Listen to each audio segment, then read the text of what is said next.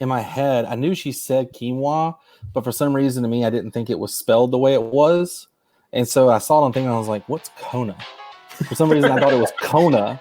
Because I saw like the Q or something. I was like, what? What is it? And she was like, that's quinoa. I was like, yeah, the Quinoa Cafe.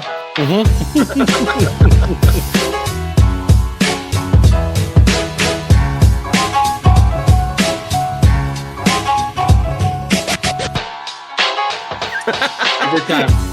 Yeah, you'd think I'd be mad, but I love hearing about this. So, hello everybody. Welcome to the Tasteful Dudes podcast and live stream, because you can see us. This is a special episode. My name is Tim Fluffybeard. Along with me is Nicholas Q11s, the person down there if you're watching it live. And we have a special guest. Introduce yourself. My name is Micah. I do a YouTube channel called World of Micah. And I'm stoked to be here and hanging out with you guys. Some tasteful dudes. That's right. The most with the most luscious mustaches of any podcast. Yeah, there's some mustaches going on. I've been growing this since the quarantine. Yeah, and, I saw that I'm not the only one that got a home haircut. Oh yeah, I did it myself. Just gave myself a good old mullet, dude. Nice. I got tired of it hanging off the side, and I didn't want to trim the length. So I just shaved. I literally just, like, you can see it. Like, I just shaved the sides. It's very it's very like 94 California punk. I like it. Yeah, that's it. Because I wear a backwards hat almost every day of my life. Low maintenance, just low maintenance. That's why I did. I did the back as well. So I just got the big fluke now. Yeah. What can you do? I mean, you know, if you're in my case, you wear a hat almost every day, and there's a reason why, because I don't like to fix my hair unless I have to. There you go. Well, that's what I've gone to just wearing hats now, because I don't know how to do my hair anymore because it's so freaking long. Yeah. Yeah. Well, I mean, I've had the same hat for 14 years, I think. Hey, excuse me if that's rude to sip. Oh, okay. I'm not the only one sipping. Yeah, no, I'm only allowed to do this because it's a special Disney one. Nice. So, yeah, I missed out on the. Brought to you by the color yellow. There you go. I missed out on the special Figment one. There you go. There you go. Yeah. I was feeling Disney myself.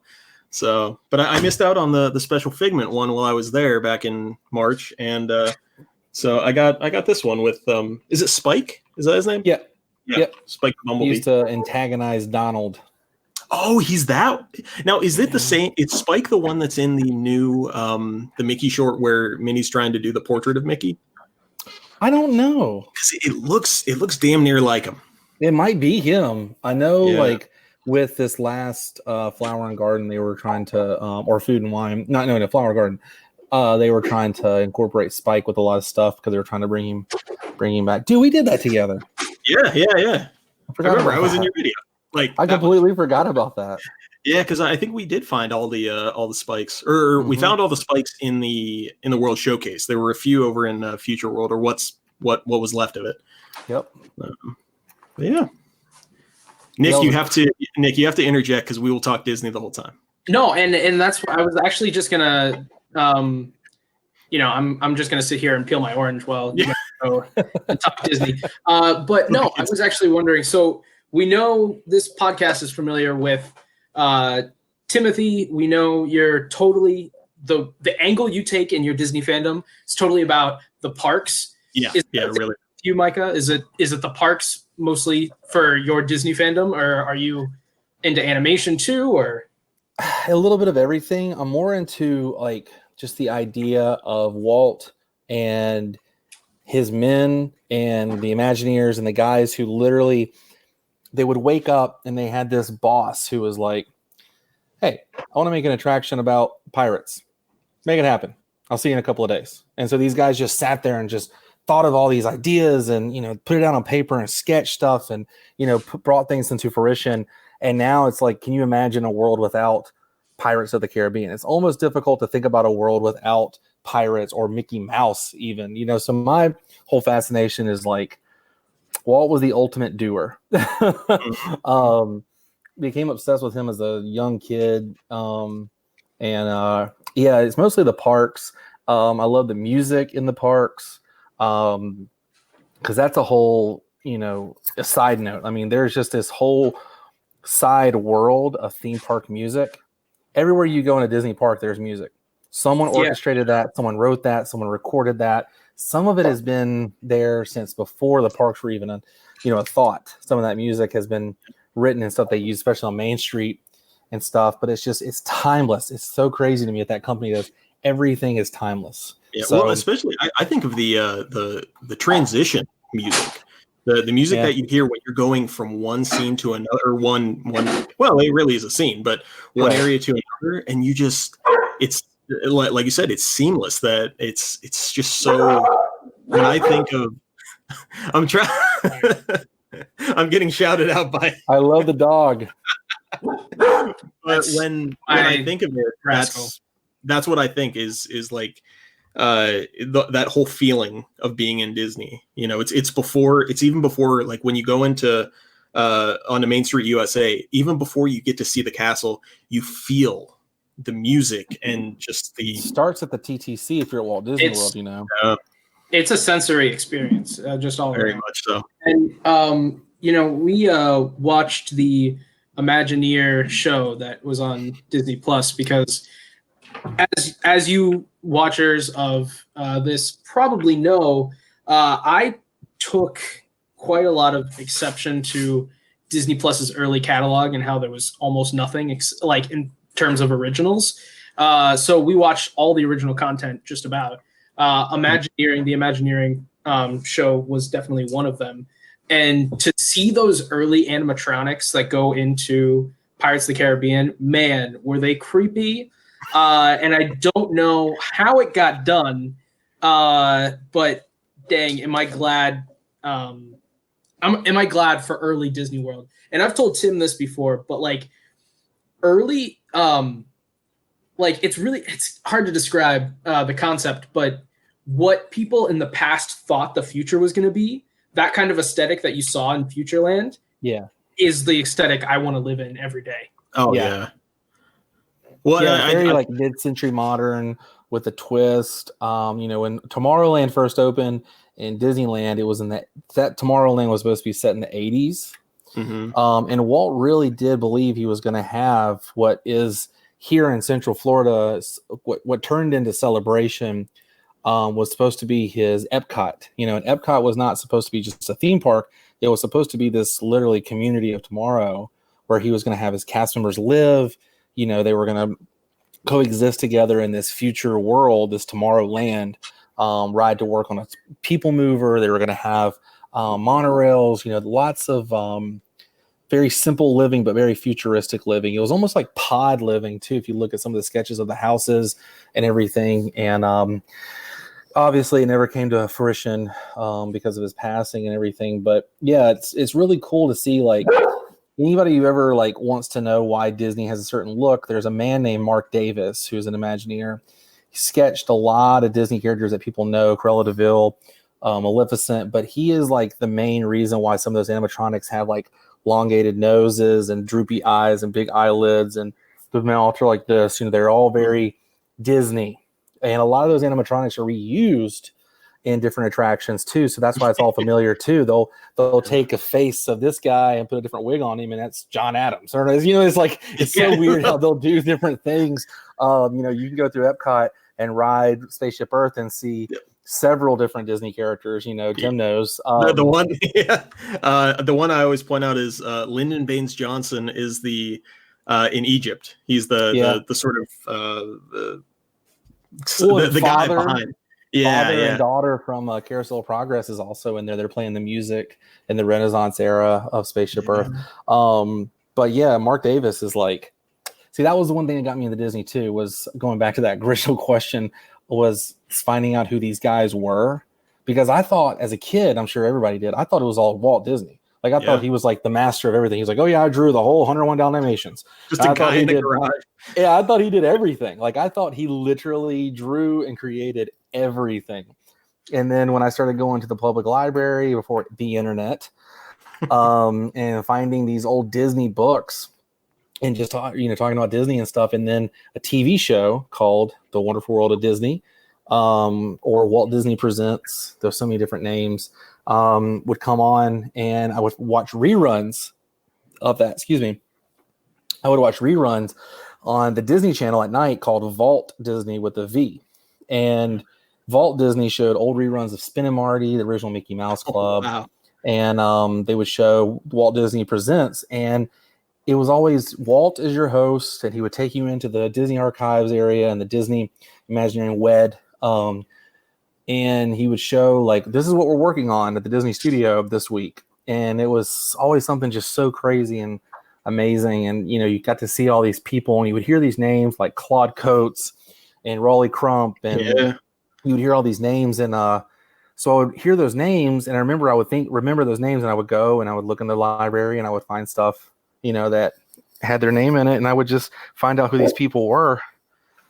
And it's really cool to go into some place like Walt Disney World or Disneyland or any of the Disney parks, and to see something and you're like, huh, that looks just like something Claude Coates would work on, you know. And I would look it up. Now you have Google, you know, I Google it, and I'm like, sure enough, yeah, Claude Coates worked on that. That's amazing. And you can kind of see these guys have different personalities and different niches in their artistic ways.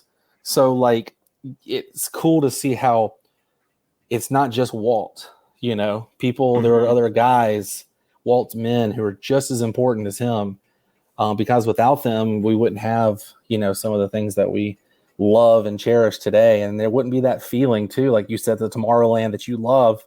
There was a guy who was sitting there, and his job was to design that, you know, and that stuff's just amazing to me. Yeah. And just predict what was going to happen in the future. That was the thing was too, though, Walt was working with some really important men who kind of had, you know, companies and stuff, you know, and they kind of had the upper hand on some of the stuff that was actually going to happen. So, yeah. I mean, obviously, you know, we don't have people movers and stuff, but we have moving sidewalks at the airport. Yep. We have monorails outside the Disney park. I mean, there are so many things. Well, and they have those back at, I forget when it actually closed, but in Disneyland, they had the, was it DuPont, or it was a paint company that had that house. So they had that sort of house. Future. Yeah. That was just trying out new stuff. And then it just, unfortunately, they couldn't keep up. Right. And same with Epcot, you know, it was that now is like the Tinkerbell area where the fairies live, but you can go over and see where the house used to be. But they had, like, push a button, and like your a cabinet would come down with all your dishes, you know. And they had the Dymaxion home by Buckminster Fuller, who had that. He came up with, like, geodesic living and all that. So used to have a place here. What was it called? It starts with an X. The House of the Future started with an X. It was one of my first videos. Oh, wow. I ever did. Continue talking. I'm going to look this up because it's going to bother me to no end. Yeah. Well, that's when I and sort of sidebar. When I was I did an internship way back about 7, 8 years ago with the Dawes Arboretum. It's a little arboretum over east of Columbus, and they actually had a bunch of trees that all these people would come in and they would donate a tree. And one of them was Buckminster Fuller, and he was a weird dude, but he was just this designer and he did all, like, the, you know, I can sleep for only 2 hours a night, and he did it and do just crazy ideas about living. But yeah, he made the Dymaxion home, which was one of those homes of the future. I think there's one up in the Henry Ford, but he also came up with the idea for the geodesic sphere. And there's one is it Montreal, maybe? They had that huge geodesic sphere for one of the like Pan American expositions, or one of those expositions in, like, the 60s. That's awesome. Yeah, the place is called Xanadu. Okay. Yeah, there was a guy who did a few of those around, and they built it here on Highway 192, West Memorial Bronson, and it's legit like a mile and a half from Epcot, and they built it in the 80s. So you got to think, Epcot hit in 1982, and you're telling me you have the House of the Future right next to Epcot. Not many people are going to go to the House of the Future. They're going to Epcot. Yeah. Same thing happened on the same road at a place I just did a video on called Jungle Land Zoo. and they had like safaris, and they had all these kind of animals, exotic animals and stuff. And they opened in like 95, and then 98 Animal Kingdom opens right down the street. So it's like all these places on 192 just could not catch a break, but that's also the price you can pay from opening a business that's on the same road that leads into Walt Disney World. I wouldn't do it. Yeah. Well, without further ado, I don't mean to change the subject. No. I know if I don't stop it now, we'll go all night. Oh, yeah. The knowledge in your head Disney dudes. Crazy. Yeah. Which we could do. We'd have it. The pun would not be as funny, I don't think. But either way, let's get talking about food. What have we been eating lately? What's our relationship with food? There's no judgment or wrong answers here, by the way. So, Tim, do you want to start us off? Yeah. So we actually just got back into Yellowbird, the CS whatever it's called, the food box thing. So we got into Yellowbird. So we're getting a lot of greens. We actually got ramps, which are these little wild kind of onion things that grow all around the Appalachians and probably other areas, but all in the forested areas. You'll see them around spring. In fact, I think in West Virginia, they have a ramps festival. So, and they this ramp queen. So is this just produce coming to your house? Or it's a lot of it's mostly produce. Or the meals. Okay. You can get meat and all that other stuff. We have some friends that we have friends that have family that have a farm that. Yeah, that makes sense. Have a farm up in Youngstown that will occasionally get meat and stuff like that. But so we've been doing more meals with that. We made buffalo chicken quinoa last night. Ooh. So that was pretty good. Yeah, my first time having quinoa was at Disney. What's that? What's that? I said my first time having quinoa was at Disney. Me and my brother were just having a conversation literally earlier today about how old were you when you learned it was pronounced quinoa and not quinoa? And yeah, embarrass yourself the first time you tried to say it, or did you have somebody else? Did you hear it for the first time? Well, my wife now, she was my girlfriend at the time. We were there. We were eating at the sub buffet at Animal Kingdom and over in the African Pavilion area. And I walked up and I was like, in my head, I knew she said quinoa, but for some reason to me, I didn't think it was spelled the way it was. And so I saw it on thing and I was like, what's Kona? For some reason, I thought it was Kona. And I saw like the Q or something. I was like, what is it? And she was like, that's quinoa. I was like, yeah, the Quinoa Cafe. Mm-hmm. I'm like, oh, cool. Never heard of it. Yeah. The first time I learned quinoa was pronounced quinoa, it was through a group of friends singling out and making fun of somebody else in the group that didn't know how to say it. And I didn't want to out myself in that moment, so I just laughed along with them at the other guy for not knowing. I learned a lot by dating a vegetarian. My wife now, she's been a vegetarian for years. Okay, well now she eats chicken and some fish and stuff like that. But when I first started dating her and stuff, she was like introduced me to tofu and all kinds of stuff. Now I'm originally from Mississippi, and it's like either you eat meat or meat, and so I was being introduced to all this. The only sides. Yeah, yeah. But I learned how to eat a lot of cool stuff. I mean, quinoa was one of them. Eggplant, all kinds of really stuff. Good. We had the what is that? Jackfruit.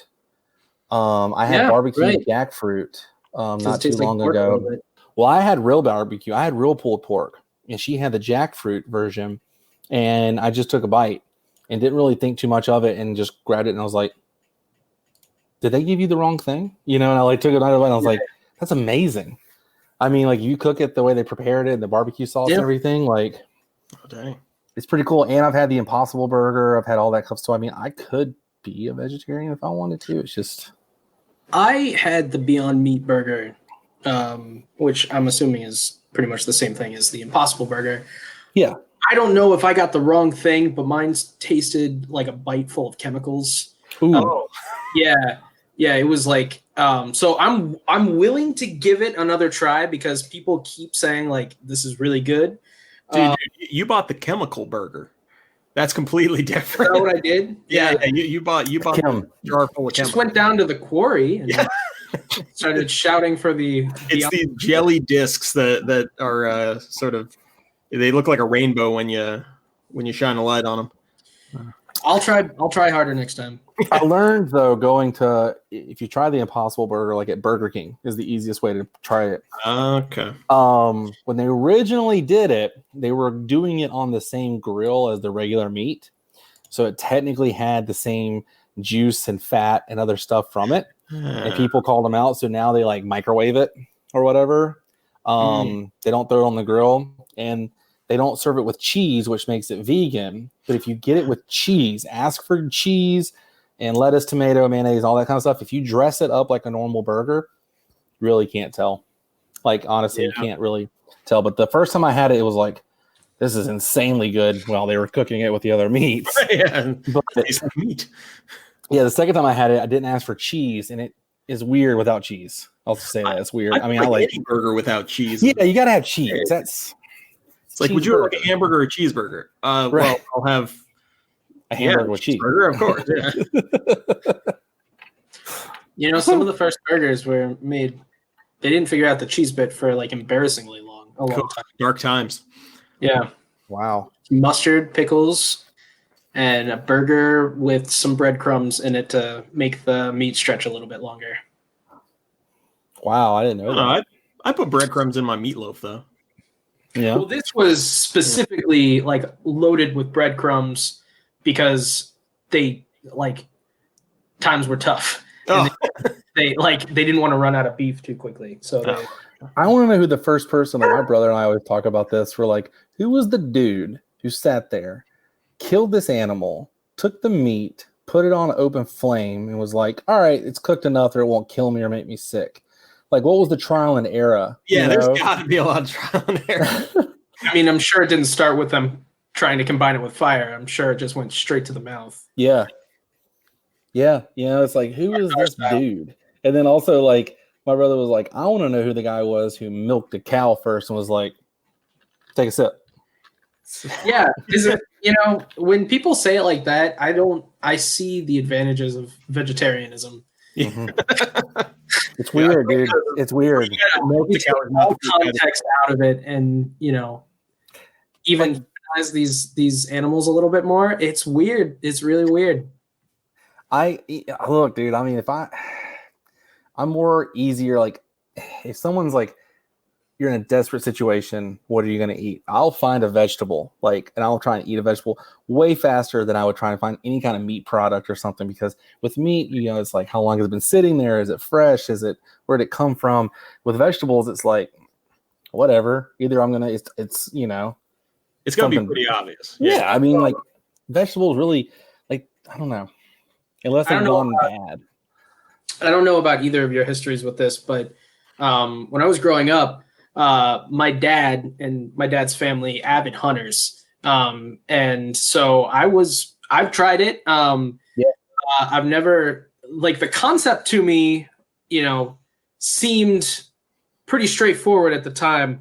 But when the task that you don't really think about until you start learning it, which is field dressing, started being presented, I was like, we do what? I thought like our job is pretty much over, and so yeah, that's when I realized maybe this thing isn't for me, because I probably could go all the way up to that, but then having to like literally gut it in a field, that's where I probably would draw the line. Of course, I never grew up on a farm or nothing, so I didn't grow up on a farm or anything like that, but my family has a lot of property in Mississippi. It could be a farm. And my grandmother actually did have a vegetable garden as a kid. Tell you what, man, the best green beans you'll ever have is just walking down that garden and just picking them off. Don't even clean it, just eat it. You get the dust, you get the dirt, you get all the stuff in it. It's great. As a kid, I loved it. Those are the best tasting green beans ever. Uncooked, unwashed. Just, I don't know, for some reason, man. It's just right out of the ground. Yep, right out of the ground. But yeah, my grandfather hunted, and my uncle, my cousins, they still hunt, but they do it for food. And I'm telling you, it is their source of food for the season. I mean, they go out, they hunt, they clean, they cook, they get it made into steaks, burgers, jerky, and that's what they literally eat and live off of. Dang. You know, I have no problem with that at all. in Mississippi, there's overpopulation of deers too, so it's like I'm not. We have it in Ohio too, like real bad. I did fishing a lot. I did go fish. I love to fish. And I've descaled fish, cooked my own fish before. It's a lot of work. Yeah. And if you're wanting to make a fish fry, you better catch a whole lot of fish. Yeah. I'd rather just go and fish and catch and release. That's more fun for me, just to kill time. It's kind of relaxing and stuff, but the whole catching and descaling and cleaning and stuff, that was fun when it was a family thing because everybody was together and we were all doing it and it was kind of a bonding thing. But if it's just me by myself, no. And there's a workforce. There's a yeah. Exactly. Like we're gonna go scale it. You guys clean it. You fry it. You know.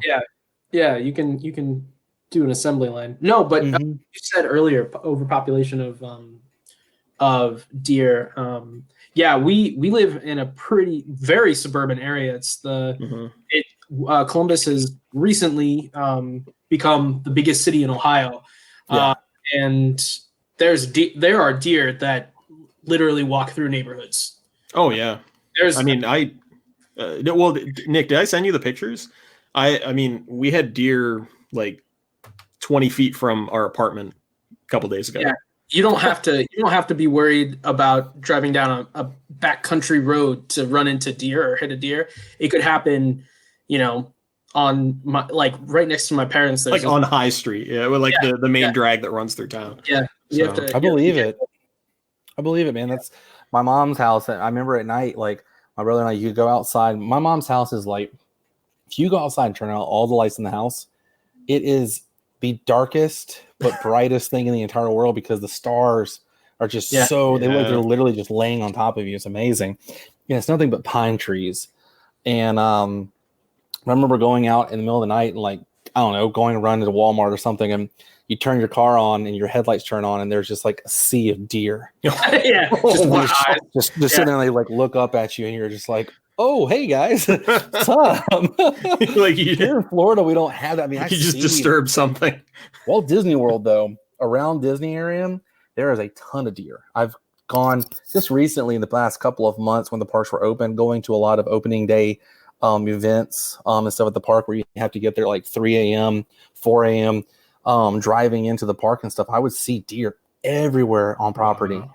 It's like, these guys, I think they've just, not what's the word I'm looking for? Like, I think they have just learned to adapt to loud noise and overpopulation of people too, because they were here first. So I think now deer are just kind of like, nothing really scares me now, unless you physically make a loud noise at them, Yeah. Because these guys are sitting there on Lake Buena Vista Drive, one of the busiest streets. Holy moly. And they're right next to the parks and the hotels, and there's people and noise and all kinds of stuff, So we have gators here. That's what I was thinking though. Yeah. When all the animals, the birds, the ibises, and the ducks and geese, the squirrels, all of those animals that are just omnipresent at the parks while you're there. Yeah. Are they loving this or are they hating it? Because they don't get all that food. Yeah. All that food that's dropping during a normal day, they're not getting it right now. Nope. So I don't know if they're loving it, just having the lay of the land, or if they're I'm sure the cats are loving it. The Disney cats. What were you talking about with the box thing of the food? You said you were getting a thing in the mail. Yellow. Just for dinner? No. So it's basically it's a, what do they call it? It's a CSA. It's like a co-op thing where you basically you pay, I think it's like $25 a box or something like that, or $35, and you'll get this box of a bunch of greens, and it's mostly fruit and vegetables and grains and just things like that. There's several around Columbus, and I think Yellowbird is a relatively local one. I think it's called Yellowbird. We have several like, co-op places in Central Florida. Like you just drive up and you kind of order it online, what you want, fruits, veggies, things like that, and they'll just pick it, clean it, and bring it straight into a little box, like kind of like a brown box you put like Coca-Cola. Yeah. And they just put it right in your car, and you're good. To go. That's pretty much the same. Yeah. So this is just Yellowbird Food Shed, and what's cool about that is they work with farms that are at most like 150 miles from Columbus. So it's mostly Ohio. So maybe a little bit of West Virginia, Indiana, Kentucky, but it's mostly these local small farms. The problem with Orlando is like we have so many of those resources around us. Like I could eat nothing but like local, all kinds of stuff like that all day long. But we also have amazing tourist restaurants here, stuff that's like it's so hard to say no to. But at the same time, like we could eat local every meal here. We're blessed with having like breakfast places that are only open for lunch or lunch and dinner, you could definitely eat local here like every day and stay away from the touristy stuff, but it's so easy just to go and grab a burger. I was in Orlando a couple of years ago, and let me tell you, even the touristy stuff was good enough to just keep living off of. It's good stuff, man. That's for sure. I gained a lot of weight when I first moved there because Mississippi, we didn't have a lot of good beer places. We didn't have a lot of good food places. And then you move here and it's like, I can drink good beer and eat at the same time. Yeah. Yeah, you don't have to choose one or the other. Yep. Well, I mean, that's what it felt like moving down to Columbus from Canton. Was like in Canton I would go to 2 bars and they were hole in the wall, like really junky bars. And then we come down here and it's like, oh, this is wonderful. Right. Yeah. I don't know if you've ever been to Columbus before, Micah, but if you ever get a chance, please come up. And I'd love to, man. It's a good little city. Yeah, I want to go. We have an office here in a hard floor. Where are you? Are you guys near the Rock and Roll Hall of Fame? Is that where? So the Rock and Roll Hall of Fame is it's right next to Cleveland, which is about 2 hours away. Yeah, 2 hours north. It's an afternoon.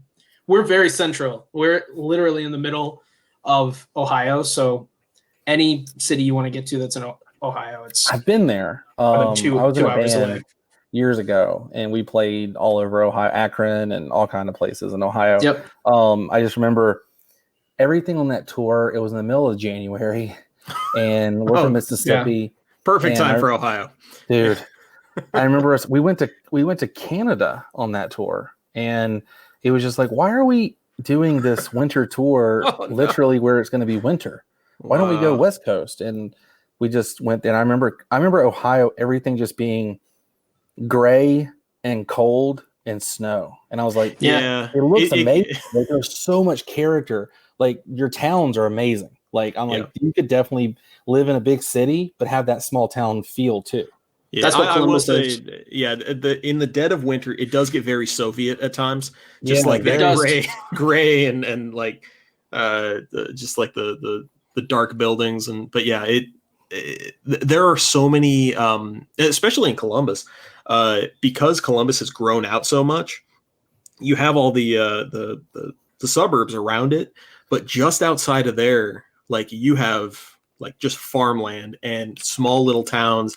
A lot of standing in the center of Columbus. Yeah, if you were standing in the center of Columbus, 15 miles in any direction will get you to a farmland. Yeah, that it's just. We're still Ohio. We're still Ohio. Sure. Well, and that's somewhat a product. Know us for our corn, so there has to be a lot of it. That's Mississippi, man. With cotton, I could take you cotton fields and just show you. And it looks like it's snowing.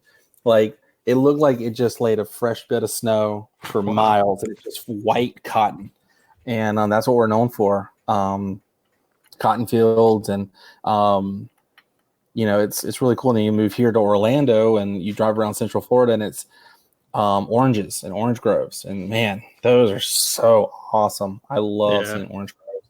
But yeah, we want to come up to Ohio. I want to go to the want to do the Rock and Roll Hall of Fame. I've never done it before. It's worth it. It's good. It's good trip. Christmas Story House. Oh, yep. Christmas Story House. Yeah. That's one thing I've never gotten to go see. Dude, I would be there all the time if I was you, man. Yeah. I drove by it like a bunch. Movies. So my girlfriend lived in Cleveland for 2 years. She did Teach for America, sent her up to Cleveland. Mm-hmm. And I remember when we were looking for apartments and duplexes, one of them that we looked was right around the corner from the Christmas Story house. So we literally just drove past like a bunch to look at that. Dude, I have in my room right now the Red Ryder BB gun and the case that they had on the movie. Like that. And oh man, that movie is like Christmas time. It's always on. Some people are like, oh man, what about Christmas Vacation and stuff? I'm like, yeah, I love it. Yeah. Christmas Story. There's something so comforting about it. And I didn't even discover it. Like, I knew it was around, but I didn't discover it until I was an adult. I was Ralphie Parker as a kid. Yeah. I was him. I was the kid. Like, I got in all this kind of crazy trouble stuff. And I remember wanting a BB gun. My dad got me one, though. He did get me a Red Ryder as a kid. That was pretty awesome. But, yeah, I was Ralphie. Just learning stuff the hard way, man.